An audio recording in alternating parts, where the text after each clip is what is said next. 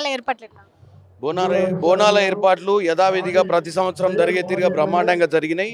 ఇక్కడ ఉన్నటువంటి ఈ మేనేజ్మెంట్ కమిటీ అందరినీ కూడా ఈరోజు నేను కృతజ్ఞతలు తెలియజేస్తున్నాను. మంచి ఏర్పాట్లు చేసిర్రు.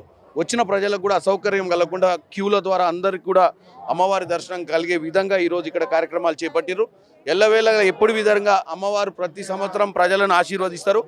ఈరోజు ఈ యొక్క ఆషాఢ మాస బోనాల సందర్భంగా ఈరోజు వచ్చినటువంటి ప్రజానీకం ఆమెను తలుచుకోవడమే కాకుండా మా తరఫున డిప్యూటీ ముఖ్యమంత్రి గారు, తర్వాత ఇక్కడికి మంత్రులు కొంతమంది, మేము ఎంపీలం కూడా వచ్చి మేము మా స్వలాభాలకే కాకుండా ప్రజలకు కూడా సంక్షేమంగా ఉండాలని, ఈ ప్రజాపాలన ఉన్నటువంటి ప్రభుత్వానికి కూడా తల్లి ఆశీర్వాదం ఉండాలి, మాకు ప్రజలకు మంచి చేసేటువంటి మనస్తత్వము, ధైర్యము సకలంగా అన్ని కల్పించే విధంగా ఆమె మమ్మల్ని ఆశీర్వదించాలని కోరుకోవడం జరిగింది.